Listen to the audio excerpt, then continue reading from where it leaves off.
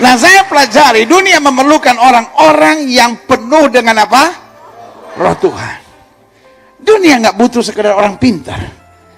Orang pintar yang nggak penuh dengan roh Tuhan adalah sumber petaka di bangsa ini.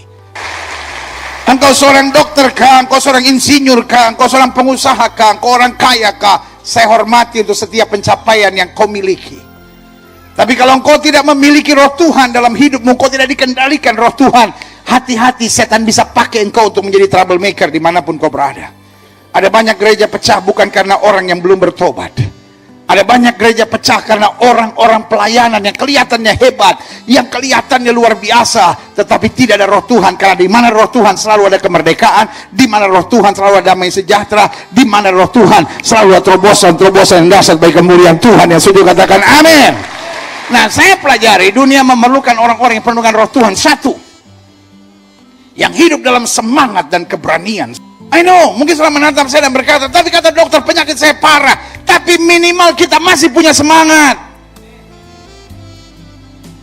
Alkitab saya bilang ada seorang wanita pendaran 12 tahun. Dia datang ke berbagai tabib, tapi setiap tabib bilang there is no hope for you. But she just doesn't care. Kenapa saya bilang dia nggak peduli? Karena dia masih tetap punya semangat. Hartanya habis, keluarganya ninggalin dia, dia udah nothing left. Dia nggak punya apa-apa lagi. Satu-satunya dia masih punya semangat. Sama-sama bilang sama saya, dia masih punya semangat. Dan setelah kita punya semangat, kita harus berani. Betul di depan saya ada tantangan, betul di depan saya ada pergumulan, tapi roh yang alam saya lebih besar dari roh yang alam dunia ini. Alkitab saya bilang, singa dan ular tedung akan kau langkahi, engkau akan menginjak anak singa dan ular naga. Tidak ada kekuatan musuh yang akan membahayakan kamu yang sudah berikan tepuk tangan yang meriah buat Tuhan. Daud berdiri di hadapan Goliat bukan karena dia lebih hebat, tapi karena dia punya semangat dan punya keberanian. Amin. Doa bahkan gak bisa menolong saudara kalau saudara gak punya semangat dan gak punya keberanian. Saudara-saudara yang kecewa karena usahamu sedang goyah, saudara-saudara yang kecewa karena rumah tanggamu sedang dihantam badai, saudara-saudara yang kecewa karena mama dan papamu bercerai, saudara-saudara yang kecewa karena engkau menghadapi hal-hal yang menyakitkan dalam hidupmu. Mungkin saudara menatap saya dengan curiga dan berkata, para pendeta enak aja ngomong semangat, apa yang semangat, semuanya udah hancur.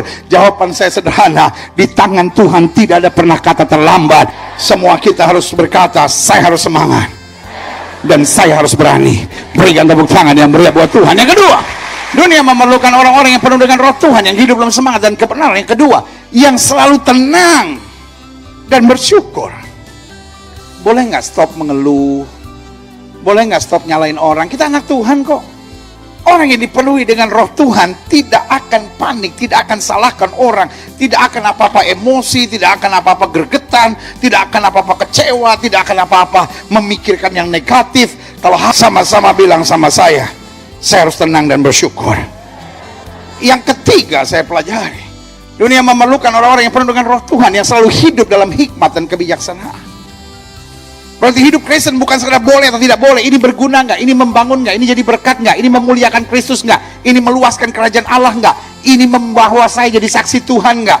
Kalau kita mengandalkan hikmat dan kebijaksanaan, saya terlalu percaya Tuhan akan bawa kita ke puncak-puncak bukit dan membawa kita pada kemuliaan Tuhan. Yang setuju katakan amin. Ada banyak orang hari-hari ini hidupnya susah bukan karena nasib. Ada banyak orang hari-hari ini hidupnya susah bukan karena kutuk. Ada banyak orang yang hidupnya susah karena sikap emosionalnya. Karena apa-apa marah, apa-apa tersinggung, apa-apa kecewa. Dalam hidup ini jangan cepat mengambil keputusan. Minta hikmat Tuhan. Yesus saja bilang, biar bukan kehendakku yang jadi, melainkan kehendak-Mu lah yang terjadi. Orang pintar bisa gagal, orang hebat bisa jatuh. Tapi orang yang mengandalkan hikmat dan kebijaksanaan akan terus berjalan dalam kuasa kemuliaan Tuhan. Saya katakan amin. Hikmat itu artinya melibatkan Tuhan dalam segala sesuatu yang kita mau putuskan dalam hidup ini. Jangan cepat bertindak. Sudah sakit hati sekalipun bilang sama Tuhan, Tuhan saya sakit hati, ajar saya mengerti what is the message behind this problem. Apa pesan Tuhan di balik setiap masalah ini? Karena in every problem there is always message of God. Di balik setiap masalah selalu ada pesan Tuhan. Pesan Tuhan yang membuat kita dewasa, pesan Tuhan yang membuat kita tenang, pesan Tuhan yang membuat kita kuat, pesan Tuhan yang menuntun kita pada pengalaman-pengalaman yang dahsyat. Dan saya berikan tepuk tangan yang meriah buat Tuhan. Yang keempat, dunia memerlukan orang-orang yang penuh dengan roh Tuhan, yang selalu mampu meraih yang terbaik. Sama-sama bilang sama saya harus berjuang untuk yang terbaik. Alkitab bilang kebajikan dan kemurahan Tuhan akan mengikuti kita seumur hidup kita. Amin. Sama-sama bilang sama saya harus berjuang yang terbaik. Seorang yang penuh dengan roh Tuhan tidak akan sembarangan. Seorang yang penuh dengan roh Tuhan gak akan main-main. Seorang yang penuh dengan roh Tuhan bukan sekedar ya udah pokoknya saya buat ini, dia suka ya terserah, dia gak suka terserah. Tapi seorang yang penuh roh Tuhan akan berkata, apapun yang terjadi, saya tidak akan miring ke kiri maupun miring ke kanan. Saya berjalan seturut dengan kehendak Tuhan. Karena Alkitab saya bilang, orang yang menabur dengan air mata akan menuai dengan sorak-sorai. Berikan tepuk tangan yang meriah buat Tuhan. Karenanya saya ingin menyampaikan firman dengan judul hidup dipimpin Roh Kudus seperti Yesus. Kita akan baca Kisah Para Rasul pasal yang ke-10 ayat 38. Kisah Para Rasul pasal 10 ayat 38. Demikian firman Tuhan, kita baca 1, 2, 3. Yaitu tentang Yesus dari Nazaret, bagaimana Allah mengurapi dia dengan Roh Kudus dan kuat kuasa. Dia yang berjalan berkeliling sambil berbuat baik dan menyembuhkan semua orang yang dikuasai iblis, sebab Allah menyertai dia.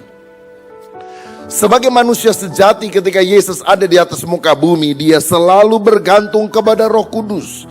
Dan pimpinan Roh Kudus yang nyata di dalam kehidupan Yesus menyebabkan dia bisa melakukan setidaknya dua hal ini. Yang pertama, menyembuhkan orang sakit, dan yang kedua, berbuat baik.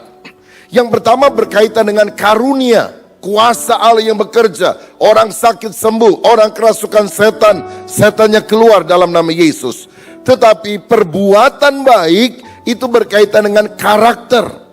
Nah, pada masa kini ada banyak orang selalu berpikir kalau Roh Kudus bekerja, dia akan memberikan karunia-karunia untuk kita melayani. Memang benar. Tetapi itu hanya dari satu sisi dari satu keping mata uang logam. Ada sisi sebelahnya. Selain karunia adalah karakter.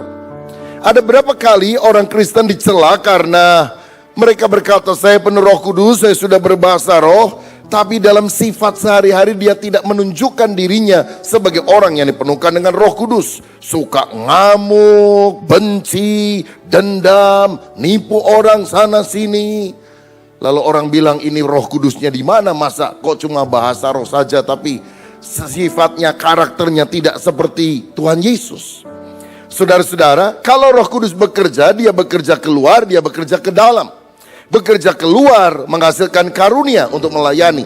Tetapi pertama tentu dia harus bekerja ke dalam, membentuk karakter kita menjadi lebih serupa seperti Kristus adanya. Alkitab berkata bahwa Roh Kudus adalah roh kebenaran yang akan menuntun kita pada seluruh kebenaran. Dia juga adalah roh kekudusan yang menguduskan seluruh kehidupan kita. Roh Kudus adalah pribadi yang mencurahkan kasih Allah di dalam kehidupan kita. Sehingga tanda yang jelas bahwa orang itu dipimpin oleh Roh Kudus adalah kebencian, kepahitan dicabut dalam nama Yesus. Dan dia hidup di dalam kasih, bisa mengampuni orang lain.